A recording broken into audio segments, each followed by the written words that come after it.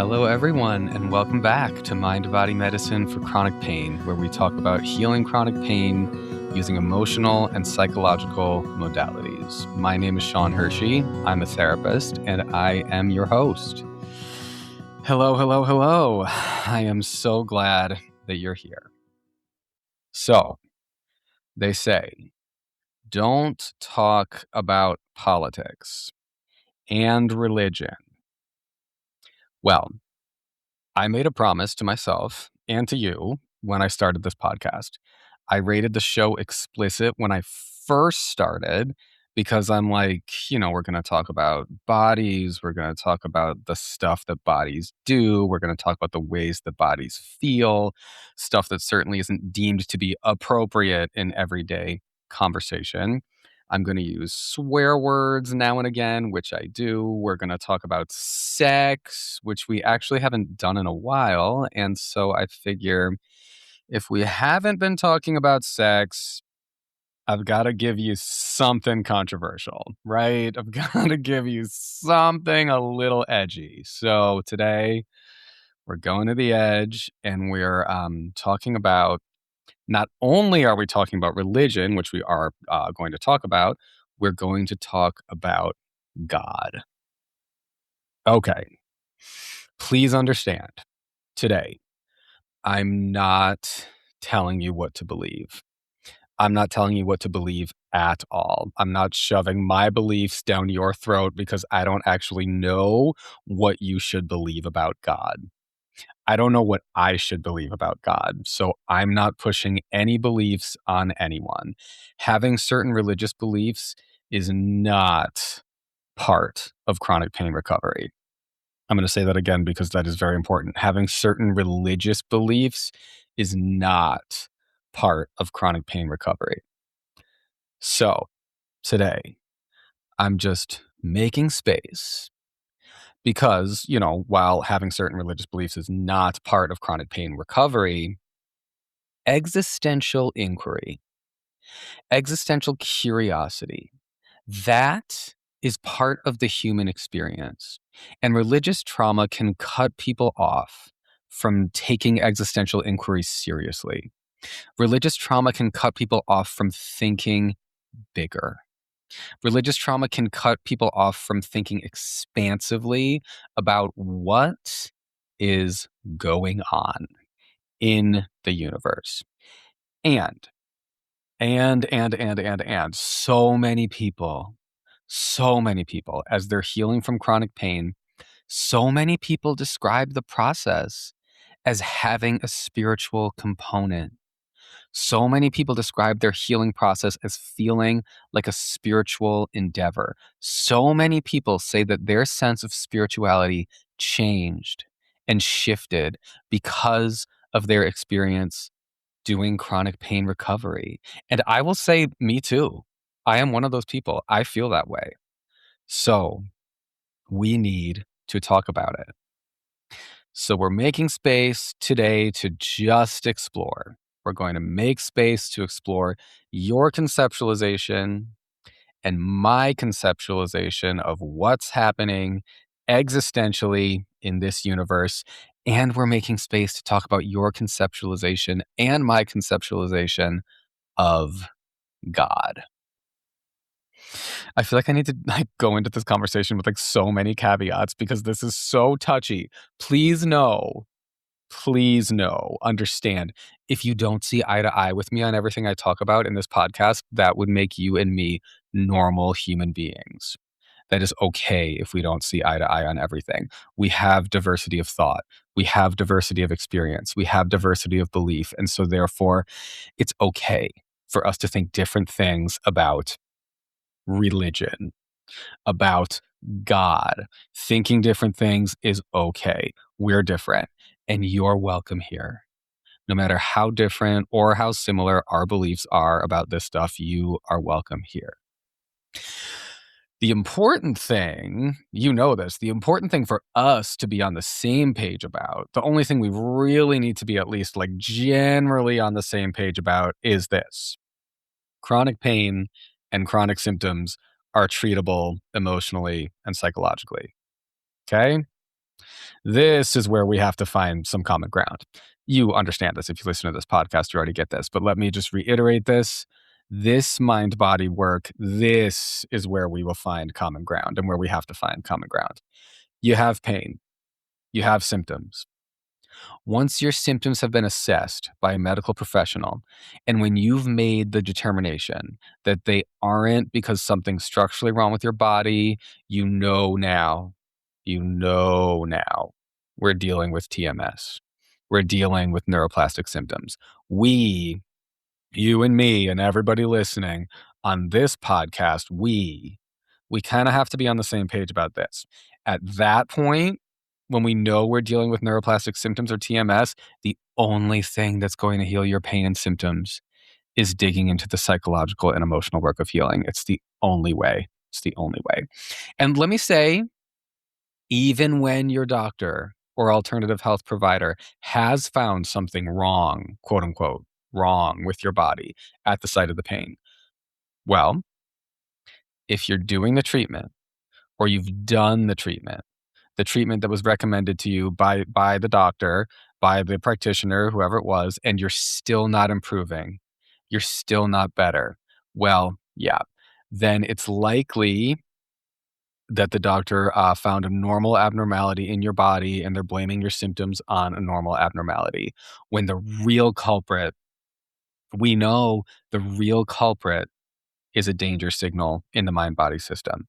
The sensations in your body feel dangerous to you. Okay. The emotions, your emotions feel dangerous to you, and your true self feels dangerous to you. And the mind body work that we do on this podcast is to reverse that sense of danger, because lo and behold, that is what heals chronic pain and symptoms. Okay. Sensations in your body. Number one, the psychological work, just allowing them to be there, treating them as safe, letting them be there, just allowing that to be there, which is so counterintuitive, but that's the healing. Psychological work, internalizing, understanding, and believing the accurate information about chronic pain. You're not actually in danger. You're not. That's the psychological work. Part two, the emotional work, just allowing your emotions to be there, all of your emotions, even the emotions that you have repressed, the emotions that your ego does not like, the emotions that are coming from your true self and your false self really doesn't want you to feel them. And maybe they're buried real deep and people in your family don't want you to feel them and the people around you don't want you to feel them. And you don't want to feel them. And yet they are there. So we've got to allow them. That's the emotional work. And then part three, patiently attuning to your true self. Oh, you're right there. You're right there. And you can repress yourself and fear your true self, and you can have internal conflict with your true self all you want, but all that internal conflict and all that self repression is going to cause pain and symptoms. So, the mind body work that we do on this podcast is reversing that sense of danger, not seeing your emotions, your body, sensations in your body, and your true self as dangerous, just letting it all be there. And that is what heals chronic pain and symptoms. And please know you do not need to suffer with chronic pain and symptoms forever. You don't. There is hope. There is hope. And that we can and should all agree on. That is what we need to be on the same page about. Okay. Okay. Let me okay, while we're like doing this little, tangent into like the works that we do here. Let me say it is summer, and summer is a slow time for most private practice therapists. My practice is no exception. I have 2 open weekly slots right now, and if you want, one of those slots has your name on it if you want. There was a point a while ago where I was full and like turning some people away actually. And now, if you've been looking for a sign, should I see a therapist or should I ask for help? You know, that can be a hard, deep question. If you've been asking, should I ask for help? If you've been looking for a sign or some kind of invitation to seek help, if you've been looking for someone to tell you you're allowed to ask for help, you are allowed now. You are. you can consider this your sign and your invitation. If you want to reach out to me for a free consultation to see if, weekly therapy with me would be a good fit for you, you can reach me at my website, mindbodymedicineforchronicpain.com or seanhershey.com. It's the same thing. Both go to the same place. And the link is in the show notes. And while we're at it, let me also say, if you want to ask me a question, any question that you'd like me to address on the podcast, you can do so. There's a link in the show notes to ask Sean a question. You can easily do that. I'd be happy to hear from you, and maybe your question will be a podcast topic in the near future. Okay, back to this. So, as I was saying, on the podcast, we're all generally trying to be on the same page that psychological and emotional modalities are the way to heal your chronic pain and symptoms. That's where we got to find some common ground. The rest of life, well, live your truth, dude. Like, live your truth. And I will live mine to the best of my ability. And we can still all hang out together. Right? Right. Okay.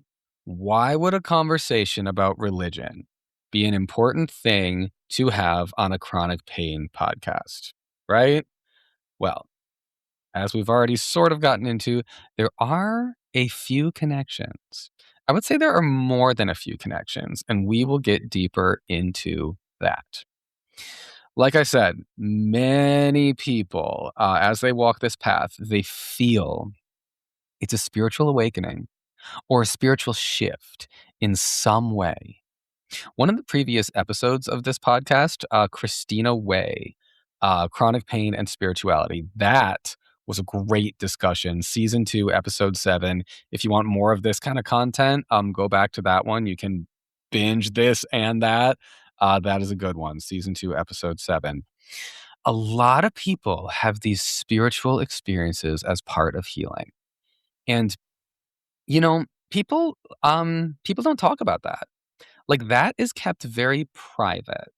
And I don't know if it's because of, like, separation of church and state, or, like, I don't know if it's because, like, like, religion is supposed to be private and you're, supposed to, like, not talk about religion. You're supposed to not talk about God. I don't know what y'all were getting indoctrinated into in public school, but I'm a Catholic school kid. So, like, we talk about religion and spirituality, like, we talk about that. Um, Practitioners in the mind body field who put out content about chronic pain healing, practitioners, I feel like, in this space are often saying things like, "This is not woo. It's not woo woo. This is science." To which I'm, personally like, sure, like, this is certainly science. That is for sure. We have research, we have studies, we have many, many, many, many successful case examples. In the field, people are doing further research all the time, shoring up the science. More and more of that is coming out all the time. We know from randomized controlled trials that pain reprocessing therapy and emotional awareness and expression therapy are the best forms of therapy for chronic pain. That all comes from this field in which we are working. I'm trained in both modalities. This stuff works. We know this. We have science on our side. We do. Is chronic pain healing through emotional and psychological modalities not a little woo, though? Because I'm like, it is science. Yes, for sure. But I'm also willing to acknowledge it is a little woo. Using psychological and emotional modalities to heal chronic pain is definitely a little woo. And I see nothing wrong with that. The universe is a woo kind of place. Welcome. Have you ever been to a religious ceremony? Have you ever prayed? Begged God for something, begged the universe to please, please, please send help, right? Have you ever seen anything or felt anything or dreamed anything that made you think, wait, what? Because if you're a little woo, I am too. And I'm not afraid to say, I don't define woo as a bad thing or as, like, unserious. Like, that's out there. So let's go there. And I say it's okay to acknowledge that mind body healing is a little bit woo and that mind body healing can feel a little bit spiritual. I'm not the first person to acknowledge that. That's for fucking sure. The experience of mind body healing, like when you feel that in your body, it's okay if it feels a little woo or a little spiritual. It's okay. What does God look like? Okay. When I was very, very young, I thought I saw God. When I was very little, my family went to St. Mark's Catholic Church, 4 blocks from the house. We would usually walk, but like sometimes we would actually drive to the family mass, 9:30 on Sunday mornings. And St. Mark's has a nice ornate upper church, but the family mass was in the lower church in the basement, which was set up as a like sort of a homespun 90s semicircular-ish casual worship space. It was very bright. Even though it was in the basement, the windows were good. But it was a basement, so it was kind of shitty, you know. But they did it up like okay at least. The lower church had a very like trying to be modern kind of vibe for the 90s. And while I was in the basement at St. Mark's one Sunday, my best guess is that I was around age 3. I saw God. I remember very clearly I saw God. So, that was at age 3. And I remembered that vision of God for years. Honestly, I still remember the memory today. So, I saw God. And as many people from religious families, can probably relate to, my family's devotion to going to church weekly waxed and waned. So soon after I saw God, we actually stopped going to church, totally unrelatedly, but we did stop going to church. And I don't know how and why I remember this, but I remember I'm just thinking like who would I have been talking to about God when I was 4 and 5 years old? I am not sure, especially because we stopped going to church at that time, and, um, this would have been before I went to religious school, so I don't know, but I remember, um, I remember people saying at that time, like, "Is there a God? And who is God? And do you believe in God?" And I remember thinking, "These poor people." These poor people. They literally don't know. Of course, God is real. And of course, I believe in God because, I mean, I saw him. God is a man with his arms stretched out, wearing a green and white robe that flows down past his ankles. And the robe flows down over the floor and covers all the ground around him in green and white cloth. That is God, obviously, 'cause, I saw him, and that is what God looks like. Okay. And, religious families, your obedience and your buy-in waxes and wanes, so we went back to church when I was 6 because that's when I started going to St. Mark's School, and I remember my mom saying to me, like, "We have to go back to church every week now that you go to the school." And lo and behold, this is a couple years later, my child brain had developed a little further because now I am 6, I am not 3, and I was living, less in, like, imaginary magic land and living a little more in, like, human reality, budding adult brain land. And what did I see the moment we got back to church? There he was, the man at the front, holding out his arms at several points during the mass in a white and green robe. And the robe was long, sure, but the robe did not flow past his feet. The robe did not even touch the floor. The robe did not cover the ground as it had in my memory. In fact, you could see this man's little black sneakers poking out because the robe was like barely ankle length. This was not God. Okay, this was not God. The man I had thought was God was just my foggy, enhanced child memory of our priest at St. Mark's. It was Father Jerry. Okay. And I remember when I saw him again at mass at age 6, it's funny, I literally, like, remembered this thought process. I remember, like, the general thought process of, "No way." I remember, like, the thought process, like, "I didn't see God. Wow. I didn't see God. I saw Father Jerry, and my mind turned him into God. In my childlike haze or whatever, I must have augmented this and, the robe doesn't flow past his feet and cover the ground around him. It doesn't even look like that. It looks close to that, but it's not the vision that I had, and I've never seen God. It was a trick of my imagination or a trick of the memory or a child's, I don't know, mind. But I was older now and I was like, I see. I see. That wasn't God. And so after age 6, welp, then I became just a regular person, just like everyone else, a regular person who has to sit here and wonder, is there a God? Now I understand why everyone's so clueless because, like, I'm clueless too.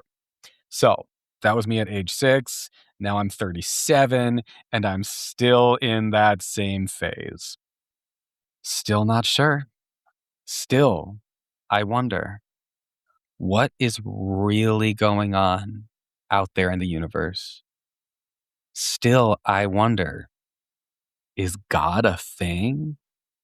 What's happening out there? And what does God look like? And still, I have no idea. No idea. What have I learned in these 37 minus 6 years on Earth about what God looks like? Well, we are going to talk today a little bit about religious trauma, and we're going to talk about what might God be. And I will reiterate, because this is a touchy subject, I will reiterate right now, I do not know what God is. I do not know what God looks like. I do not know if God is a thing. I'm not pushing my beliefs on anyone because I do not know what to believe. I don't know what you should believe. I don't know what you shouldn't believe. I don't know. My intention today is I'm creating a little space for you to think, to ponder, to consider what you believe, because it is important. Existential inquiry is important, and I don't want you to repress that. I don't want you to shy away from that. And so many people, like I said, myself included, have spiritual shifts while they're healing from chronic pain.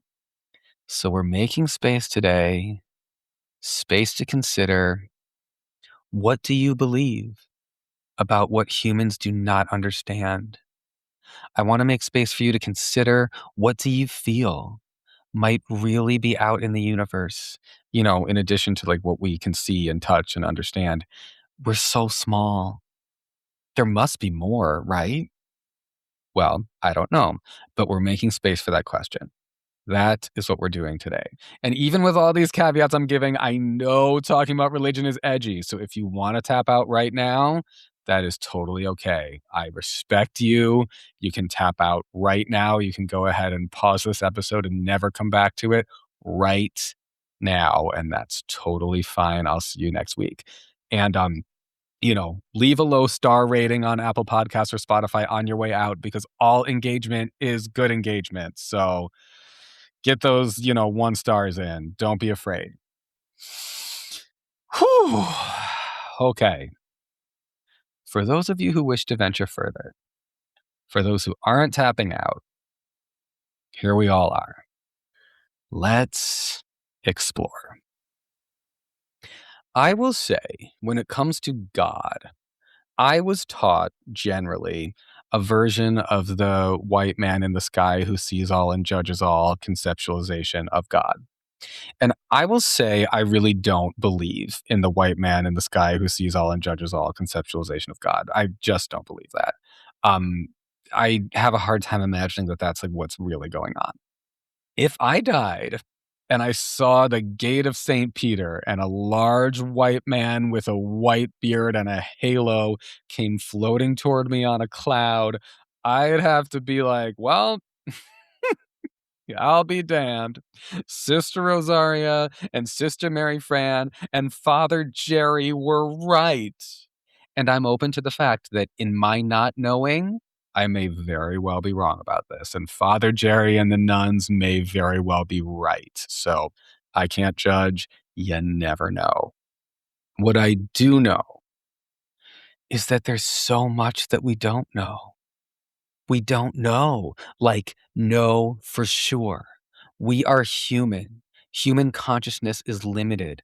We do not understand everything. I do not understand everything that's going on in this universe.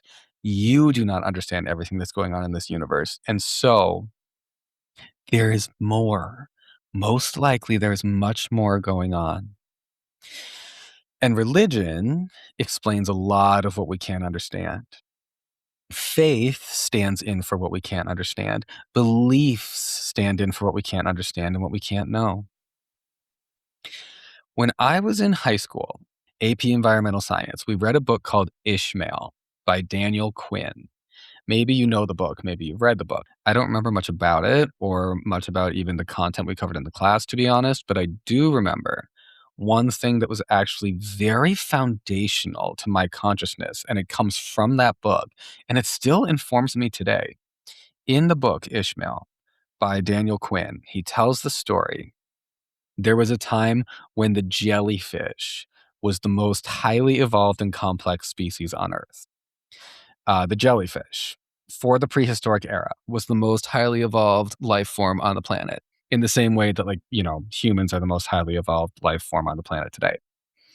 And Daniel Quinn tells the story of evolution from the current human perspective. Like, the Big Bang happened, life emerged, species evolved from tiny amoebas to multicellular organisms, and eventually humans were born. And we are the pinnacle of evolution in body and in mind. Humans are the smartest thing in nature, and humans know everything. Then Daniel Quinn tells the story from the perspective of a prehistoric jellyfish. And it's the same story. The jellyfish is like, we are the pinnacle of evolution in body and in mind. Jellyfish are the smartest thing in nature. Jellyfish know everything.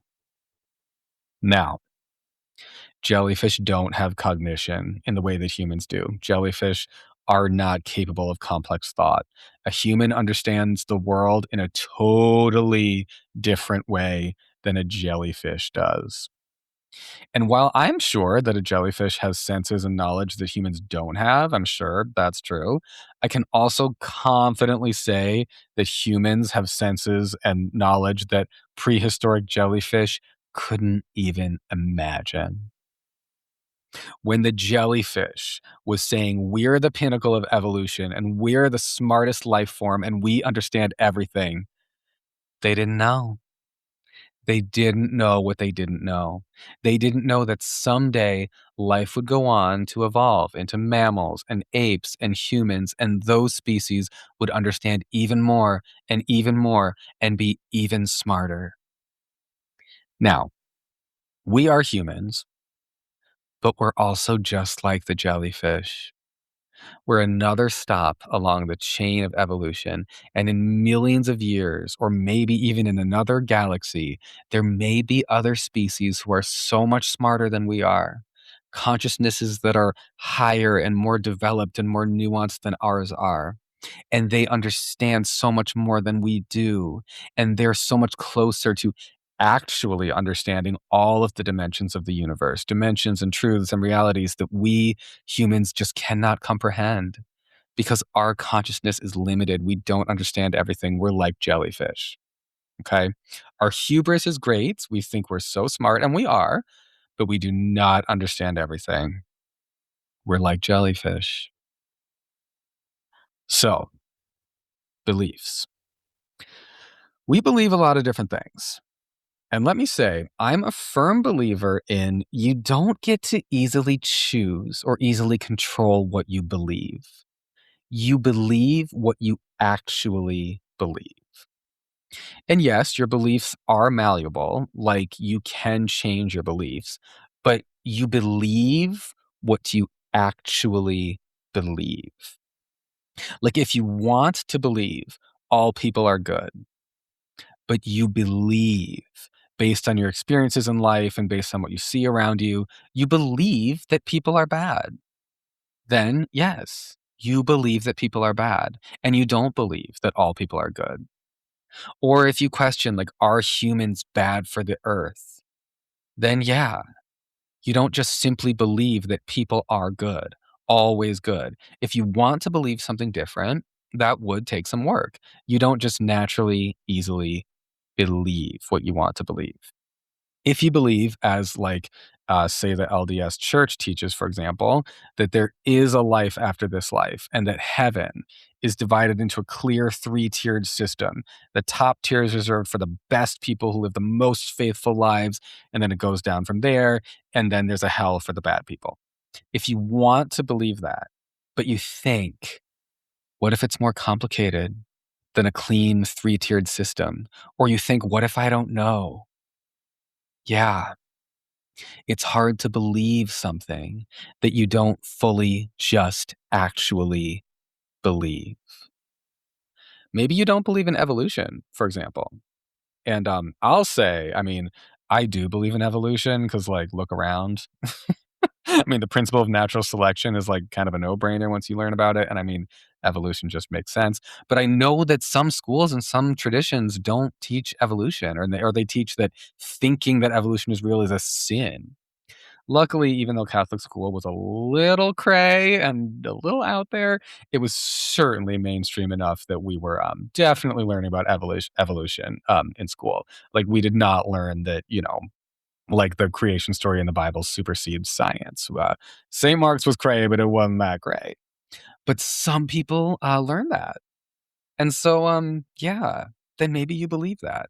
So my telling of the story about the jellyfish and the humans is hard for you to even get into because you're like, I don't believe that. Even if maybe you want to believe something like that, it might be hard for you to just believe because a part of you just believes that the Bible is the truth, period.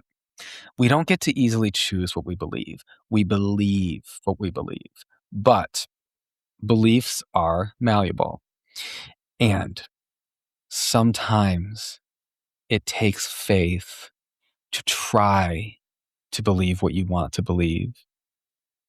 So, all this existential talk, and we're going to get right back to the basic principles. Do you believe that what you feel in your body, your chronic pain and symptoms, do you believe that they can be healed with psychological and emotional work?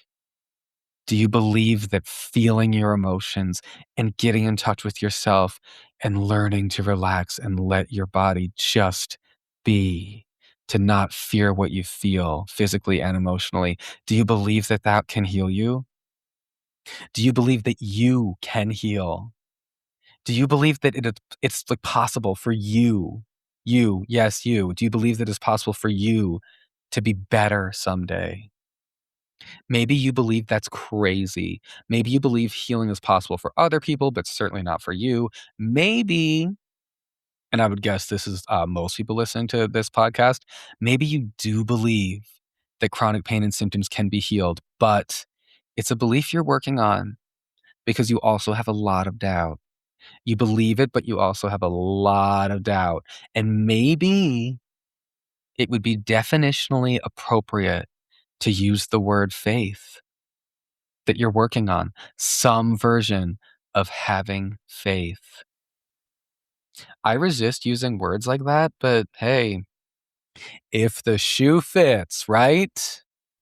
Maybe you're working on having faith, faith in yourself, faith that you, the precious person that you are, you're working on having faith that you are not someone who needs to be condemned to a life of pain, a life of suffering, a life of limitations. Faith that you can do what you want to do in this life. You're working on having faith that you matter in this universe. And maybe you're working on having faith that you are good enough to deserve to live the life that you want to live. Right? Okay. Religious trauma. What is religious trauma? The best definition I found that I think sums it up nicely: religious trauma occurs when a person's experience in their faith based community is stressful, degrading, dangerous, abusive, or otherwise harmful.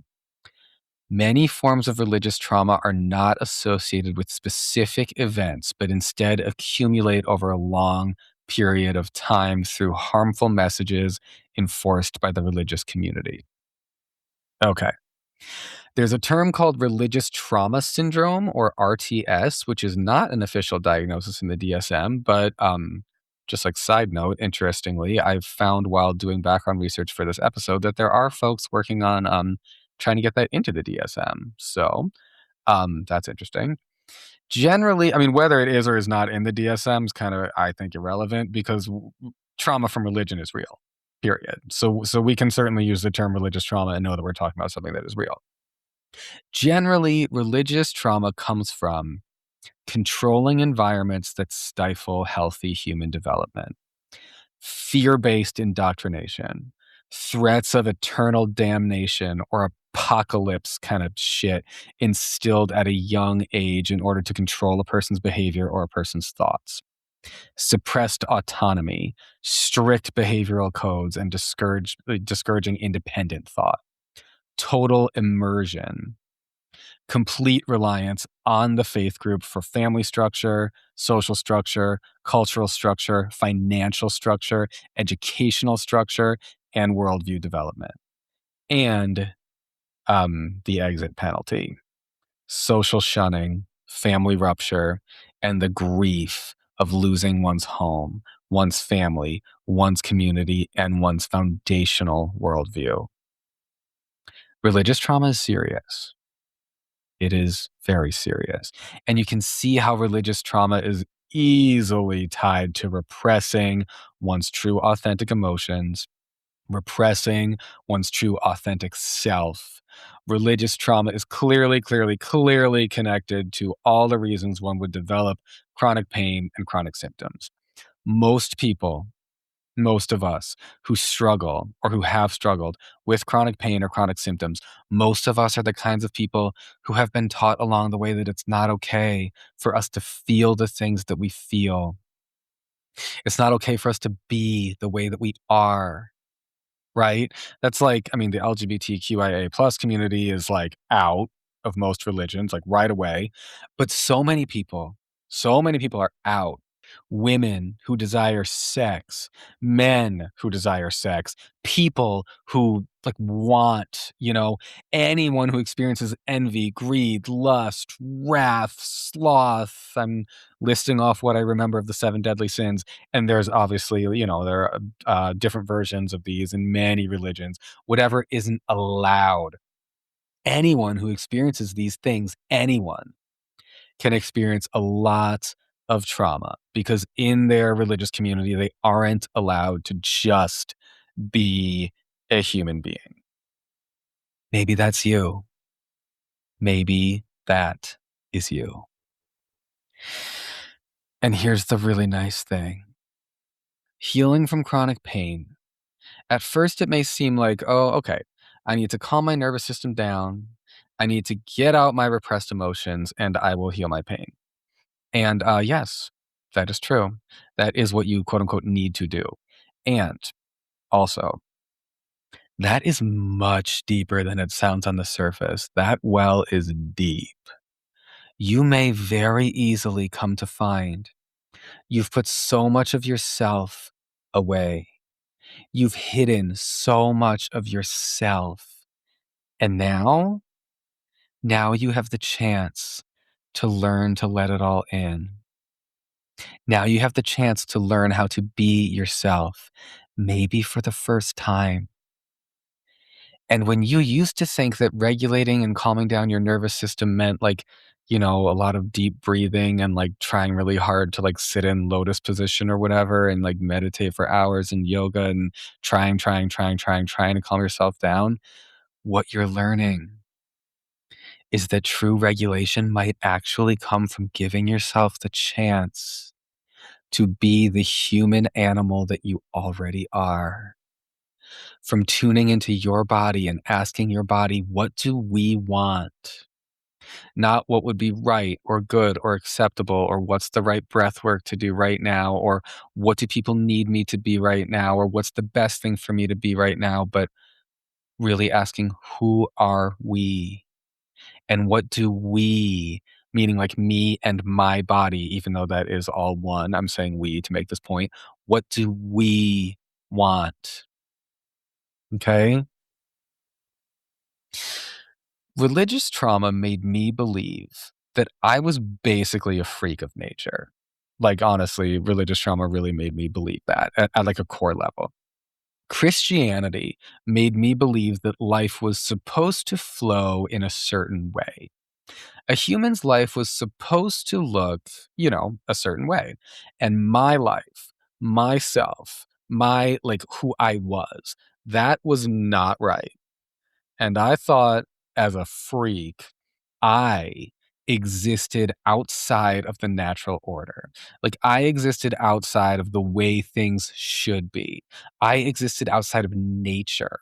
I existed outside of the kingdom of animals and humans and plants and stars and galaxies, God's creation. That stuff was right. But some things are wrong. And I, of course, was at least in part wrong. I was not natural. And therefore, I had a lot of work to do to make myself into a good person. And life was going to be hard. In order to take this and turn it into something that fits into that, meaning in order to take myself and turn this into something that is good, that was going to take a lot of work. So start working, meaning start repressing who you really are, start repressing what you really feel, start repressing what you really want, start repressing what you really want to do. All the stuff that is literally a recipe for chronic pain.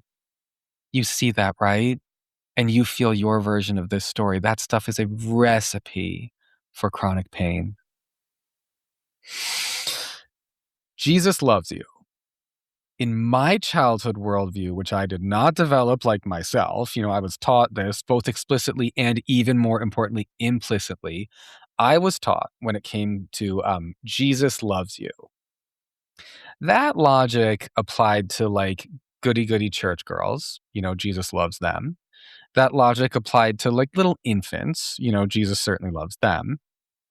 That logic applied to old people, old people who are meek and helpless. Jesus obviously loves them. Jesus loves you certainly applied to straight people, straight people who were Catholic and goody goody types. Jesus loves them. But, also, Jesus loves, straight bad boys. Jesus loves a straight bad boy. You don't have to be goody goody. Jesus takes in the prodigal son. And growing up in patriarchy, I could tell you I learned this implicitly. I could tell you for sure the version of Jesus who we learned about at St. Mark's, that Jesus did love a straight boy, no matter how bad he was. But Jesus loves you. I never, ever, ever, ever, ever felt that applied to me. Never, ever, ever. When I was a child, never, never, never, never. I could repeat that 1,000 times, but I won't to save you time. I was a freak. I was unnatural. That is religious trauma. And of course, there are many forms of religious trauma, and there are many ways that religious trauma manifests, but that's one of the ways it manifested for me. Just some other examples so you can like see this stuff. People in the aftermath of traumatic religious experiences. Here's just some examples so you see like this is a broad picture. People in the aftermath of traumatic religious experiences can have poor critical thinking skills. They can question nothing, or the opposite, they can question everything and believe nothing and believe no one.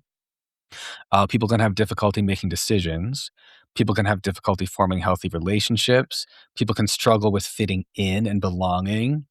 People can have, above all, a severe rupture in their relationship with their true self, with their intuition, and with their human nature. Maybe that is you. Maybe. If so, your body, your symptoms, your pain, your pain has brought you right here, back to figuring out who you are. So, like I said, I always held the belief that I was a freak of nature. I wouldn't have probably said that out loud if anyone asked. Well, honestly, I might have if I felt safe enough to do so, but I don't honestly think anyone in my childhood ever would have made me feel safe enough to say something like that out loud.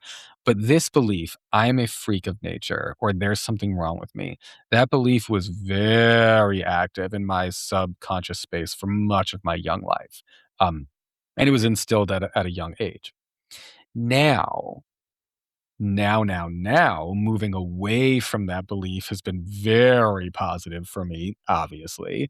But in being taught that by religion and by a system of belief, when I started moving away from thinking like there's something deeply wrong with being gay, which I started doing that a long time ago. That basically just made me move away from religion and spirituality altogether. Like at that point, this I would say was like high school and then college years. Um, at that point, I just felt like religion sucks. Like that was a whole phase that, like, wow, that was crazy. Why do people waste their time believing in total nonsense? Because, wow, um, you know, that's what I thought at the time. Religious trauma for me cut me off from any sense of spirituality, like any sense of thinking about existential topics. And that's, one of the common impacts of religious trauma. If you were taught a certain doctrine about how the universe works when you were young, and then you grew up and questioned that doctrine, and that doctrine didn't stand up to your questioning. And then you no longer believed in the religion in which you were raised. A lot of people, they'll look for a different religion. And also, a lot of people, then they just don't believe in anything. And that was one of those. Like, if you can't see it, you can't measure it, you can't scientifically experiment with it, if you can't figure it out, then it doesn't exist. Like, there's no use thinking about it. You have given up. Maybe you are like me and you are how I was, and you've given up on believing that, things that are in your eyes totally false, totally made up, maybe even totally stupid. You have given up on, thinking about anything larger or existential. Because you question things. You have common sense. You think critically. You don't believe in stupidity. And I get that because I try not to believe in stupidity either. And then you don't make space for existential inquiry in your life.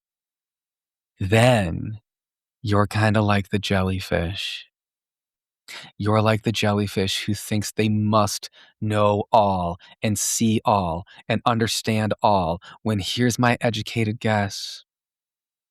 There's really so much more out there that humans do not understand.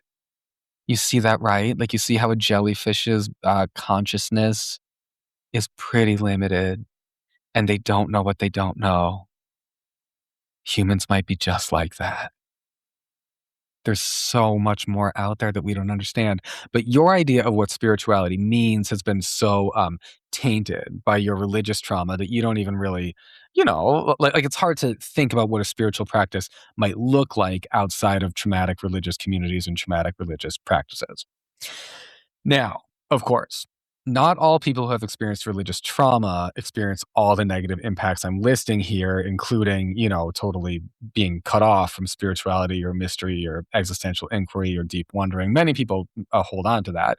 Um, not everyone who experiences religious trauma has been cut off from all this, but some of you have. So that's how we're talking about it, because some of you have. And I'm still trying to reclaim that for myself. Like, you know, like I've been saying, I don't know what to believe, but I know that making space to ask the questions is important. Honestly, when I first found Nicole Sachs and I started journal speaking regularly, that was one of my main surprising themes that emerged for me. Like, I was journaling many, many days asking myself, what is the point of my life? What is the meaning of this? Why am I alive? And I was also like, why do I care? I didn't realize I cared about these kinds of themes and questions. Why does this matter to me? And yeah, for me, that was the mark for me in my life of religious trauma, to repress all of that. That was the mark of religious trauma in me, one of them. And was growing up in Catholic school and was growing up in the Catholic Church all bad? As in all TMS origin stories, absolutely not. It was complex. It was good and it was bad. And you know that from your story. I mean, take a minute to feel into your story. You know that. Was it all bad? Probably not. All TMS origin stories are complex. They're good and they're bad. I wouldn't be the person I am today if I hadn't gone to Catholic school. I firmly believe that if I hadn't gone to Catholic school, I'd be like much more self-centered. I firmly believe that if I hadn't gone to Catholic school, I'd be like I would have much less of a sense of cultural identity myself. Um, like I think I'd feel kind of unsure of like where I came from. And as it stands, I feel very sure of the kind of community I was raised in and the kind of identity I was raised in. And even though I reject so much of the toxic indoctrination I was given as a child, um, I do know where I come from. For better or for worse, I do know. Like, I mean, I very obviously come from a white, Irish American, Catholic, Midwestern world. And you can take the girl out of Brooklyn, but you can't take the Brooklyn out of the girl, right? Although for me, it's the other way around. You can put the boy in Brooklyn, but you can't take the Catholic school altar boy out of him. I know where I come from. And the Catholic Church gave me that. Whether I like it or not, that's where I come from. And the Catholic Church gave me that. The Catholic Church also gave me a connection to the old world. The Catholic Church gave me a sense of tradition, a respect for tradition, and a respect for the spirit realm, and a respect for mystery, and a respect for ancestors, and a respect for the Catholic Church absorbed many, many, many pagan traditions as it spread around the world. So the Catholic Church also instilled in me a lot of pagan wisdom, like a lot of respect for the pagan idea that the divine can possibly live in everything. And I know that's a belief in many different cultures, especially indigenous cultures. And like I say, I don't know what to believe, but I believe there's some wisdom in that. I don't know what you believe, but I'm gonna go out on a limb and say I believe there's some wisdom in that. God to a Catholic is not limited to the word of the Bible. Like God can be really found in anything. And maybe you believe that, maybe you don't. Like I said, we're just making space to feel into our beliefs today. Um And I will say I fully understand that it is total sacrilege to believe that God can be found in anything outside of like the word of the Bible. In some Christian denominations, I believe I understand that that's total sacrilege. And I don't even know about other religions around the world. Maybe it's just as bad in some other religions as well. I do not even know. But hey, I do know that Catholics definitely believe that God can be found in anything. And okay, making space for talking about spirituality, making space for talking about God. We're getting to the core of this now. We're getting to the center of things. Can you feel it? We're we're settling in. We're settling into the core. Okay.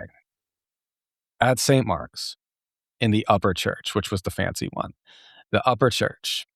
Um, when we were in school, we would go to all school masses regularly enough for various like Catholic holidays that fell during the school days, which are called holy days of obligation. Those are days where you have to go to mass. So obviously we would have to go to mass. Um, so there was one time in our older years when we did go to the church, but it was not for a mass. It was sort of like a field trip, just, to the church, which is literally across the street from the school. But we went to the church the way that one would go on a field trip, and we did an architectural tour of the Church of St. Mark, led by our priest and assisted by our teacher, which now I actually forget which teacher. Um, but the tour was totally fascinating, and I still remember it. And the thing I remember the most, the thing that was the most notable about the tour, and the most notable architecturally speaking about St. Mark's through a child's eyes, was that there were 3 little wooden carved squirrels all in a neat row, 3 tiny wooden squirrel figurines tucked into some painted wooden curlicues on each side of the altar. So there were actually 6 altogether, 3 on each side. And the altar was ornate, so it was easy to miss details. But on the tour, the priest and our teacher pointed out the little squirrels. And once you see them, you know they're there. And you know to look back to find them again. So every time you're at mass in the upper church, you locate the squirrels with your little child's eyes and think, yeah, there they are. And I kid you not, for this podcast, I did an episode a while back for Christmas. It was called Holiday Childhood Nostalgia Meets Trauma, which I thought was a great theme for the holiday season. I was like, good job, Sean. Good episode. If you're interested, you can go back December 2025 if you want to hear that. That is right there. But when I was preparing for that episode, the Christmas episode, I Googled St. Mark's to find a picture of the upper church. And on the Wikipedia page, which, yes, St. Mark's does have a Wikipedia page. I did not necessarily know that would be the case. But on the Wikipedia page, I'm going to read this to you. This was right there. It's kind of unbelievable to me. This is from Wikipedia, the page for St. Mark's in the design, exterior and interior section. The main sanctuary of the church is notable for its large, ornate, reredos altarpiece of dark-stained wood, with various gilt-carved trim motifs and featuring panels of various saints. A particular and unique feature of the reredos is the inclusion of several carved squirrels along each side of the reredos, with each squirrel holding an acorn. This is extraordinarily rare. The squirrel is seldom featured as a symbol in the tradition of Catholic sacred art, and thus is rarely, if ever, depicted throughout the history of Christian sacred art. The symbolism of the squirrels and what they represent on the altarpiece remains unknown. But I will tell you, this is Sean Hershey speaking now. I will tell you the symbolism is not unknown. Because when I was in 6th grade or 7th grade or 8th grade, whenever we did that tour, we learned from our priest and from our teacher, look at the altar. From the glory of the Father to the holiness of the saints to the plainness of the little squirrels. See, God can be found in anything. And squirrels I mean, come on. Like, what could be more plain and commonplace in St. Paul, Minnesota? What could be more normal? Just there every day. What could be more plain than a squirrel holding an acorn?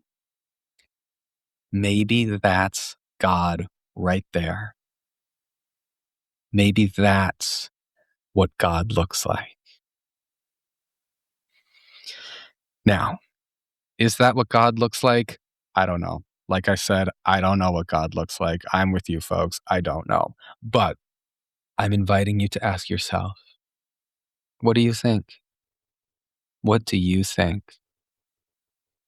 So much of my life has been, on some level, trying so hard to make myself into a good kind of person and self-improvement and be a better person and be a better person and be a better person. And in healing from chronic pain, on this journey is giving me the gift of realizing I am already a person. Chronic pain is existential. The pain is coming from your body. Your body is part of the universe. The pain is coming from the universe. Chronic pain exists because you exist. Do you see what I'm saying? Chronic pain exists because you exist. And you are living outside of your true self. You are living outside of your true nature, the true nature that you do not control, the true nature that you cannot change, the true nature that just is. It just is. You. That's you. And it just is. So you see how the squirrels on the altar might just be me and you, our true selves. You see that, right? So like I said, I don't believe that we can easily just control and choose what we believe. We believe what we believe. And maybe if you believe that there's something wrong with you, and if you believe you're, a freak of nature, if you believe you're wrong in some way, you're wrong for being who you are, for wanting what you want, for doing what you do, if you believe that, I want to propose. What if, maybe, you believe something that is wrong? What if believing in yourself, believing in who you are, believing that who you are is good? What if believing that being yourself exactly as you are is good? What if believing that is right? Is that what God looks like? That's what I'm asking, me and you. Is that the divine? What if your pain is leading you right back to who you really are, your true, natural, higher self, as you were, maybe could I say, created to be, as you were, maybe could I say, intended to be? But of course, that raises the question: created, intended, created by what? Created by who? Now, I don't know. Of course, I don't know. But what if? What if your pain is bringing you closer to some truer version of that which is divine? Remember, humans don't understand everything, so I can never say for sure, but I'll say, what if? What if maybe God looks like something you have always, always, always carried right there inside you without even trying? What if something divine, something universally powerful, something universally intelligent is just there, and it always has been, right inside of you. I don't know, right? I don't know. But isn't it nice to wonder? Okay, wow. All right, let's wind this down. If you want to see the squirrels on the altar at St. Mark's, I got the pic from Wikipedia. I post the podcast covers on my Instagram every week. You can check out this week's post. I'm on Instagram at Mind Body Medicine for Chronic Pain. Check that out. Follow me. Link is in the show notes. Go to this week's post. You'll see, this week's podcast cover photo. Scroll through the carousel to the end. Um, you'll see the squirrels. They're right there. Okay, so we're winding this down. All right. The Color Purple by Alice Walker. That is one of the greatest stories ever told. Um, is it fair to categorically say that? I think so. I mean, one of the greatest stories ever told. The Wizard of Oz, There's No Place Like Home, Cinderella, one of my personal favorites, Rags to Riches, Harry Potter. Honestly, Harry Potter was so formative for me, and I know many people will say it's transphobic to like Harry Potter, and I totally get that. J.K. Rowling has lost it, and, yeah, I mean, Harry Potter, like, yeah, it is transphobic to like Harry Potter these days. But, let me ask, is it transphobic to like Ron Weasley? Because Ron Weasley is so hot. Like, book Ron, movie Ron. He was such a major crush for me as a child. Like, wow. I want Ron Weasley to be my best friend. And maybe we'd have that kind of friendship that's like a little more than friends, you know what I mean? But I loved the Harry Potter books as a kid and as like a teenager. Those are such great stories. And okay, the greatest stories ever told. The Color Purple is up there. It's one of the greatest stories ever told. And in the climactic, pivotal, most momentous scene, if you haven't read the book or seen the movie, this is going to be a spoiler a little bit, but if you haven't read or seen The Color Purple, please do so, like, as soon as possible. Like, where have you been? I mean, The Color Purple is a triumph of storytelling. I remember when I first watched the movie and I was like, wow, what did I just watch? Like, that is a triumph of storytelling. But Celie, the main character, played by Whoopi Goldberg in the movie, Celie lives in rural Georgia in, I believe the scene is in the 1930s or 1940s. And Celie has a massive longing and sexual fascination with Shug Avery. Never forget how queer The Color Purple is. Maybe Harry Potter should have taken a leaf out of that book. The Color Purple is so gay. It is so gay. Celie has a massive pull towards Shug Avery. And Shug Avery is described as so sexy. Even as a gay man, I read The Color Purple and I'm like, Celie, I get it. Shug is hot. Like, almost as hot as Ron Weasley. But, like, you understand. That's my taste. That's just me. Anyway, Celie is in love with Shug Avery, and Celie has been brutally abused her whole life. And Celie has been taught Christianity, and Christianity and a relationship with God is truly her only salvation. It's her only rescue. And the book, The Color Purple, is written in letters to God. So all of the early chapters start with, Dear God. And then Celie tells her story to God. God is her only break.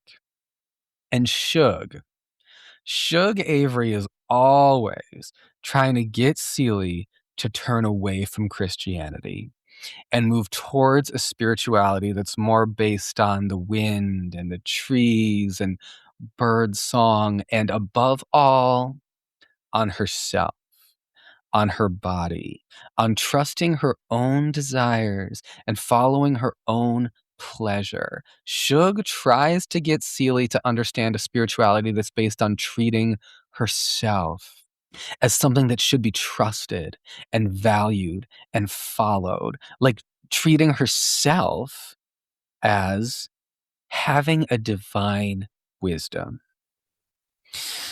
So, Shug, the sexy love interest, is always trying to get Seely, the downtrodden, abused main character, to move in that direction. And in the book's most pivotal scene, Seely, finally ready to leave her abusive, shitty husband, Mister. And this is powerful. I mean, this scene is powerful. They're all at the house. The family, extended family, all the characters, they're all there. And Seely has decided she's going to move to Memphis with Shug. And the abused Seely is rising up and fighting back. And she says, I don't know where the words are coming from. They're just rising up inside me. And Seely is screaming at her husband, saying, I curse you. I curse you, and may everything you've ever done to me be done back onto you 10 times over. I'm gonna cry just recounting this story. And Mister is like, curse me?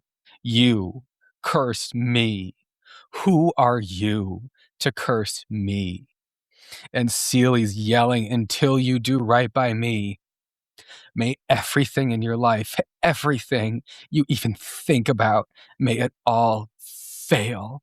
And Mister's screaming back, you are nothing.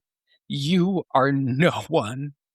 You are not fit to be Shug Avery's maid. What are you gonna do? Go to Memphis? Work on somebody's farm? Hire yourself out on somebody's railroad? You have nothing. You offer nothing. You're poor. You're black. You're ugly. You're nothing. And Seely, in the most iconic moment, honestly, in literature, one could argue, Seely says, I may be poor. I may be black. I may even be ugly. But dear God, I'm here. I'm here. And Shug Avery, standing by her side, just says simply, Amen. Amen. Amen.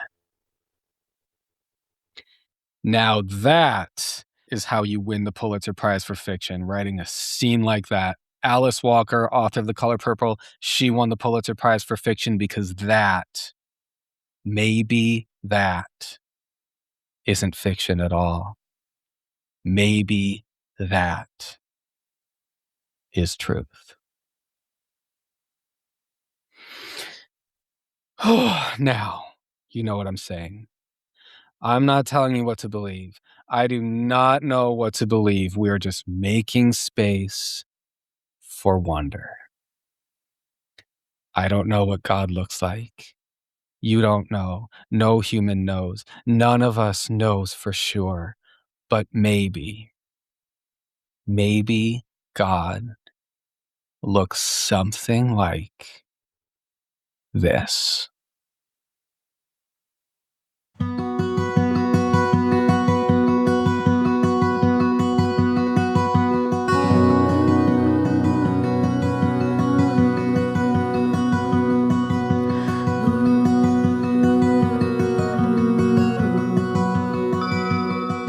If you're looking for a therapist, you found one. And you can decide. Does my vibe resonate with you? Therapy is an opportunity. Therapy is an opportunity to tune into you, to learn to feel more comfortable being yourself, to feel more comfortable with your emotions, and to feel more comfortable existing in the world in your body. Do you have difficulties in your life? Maybe it's chronic pain, maybe it's something else. Maybe you want to become a person who likes yourself. Do you want a therapist to help you? And would you like me to get to know you and to help you? That is actually an option. You can find me at SeanHershey.com or MindBodyMedicineForChronicPain.com. Both go to the same place, and if you're looking for me, I'd welcome a message from you. SeanHershey.com, MindBodyMedicineForChronicPain.com, and you can request a free consultation.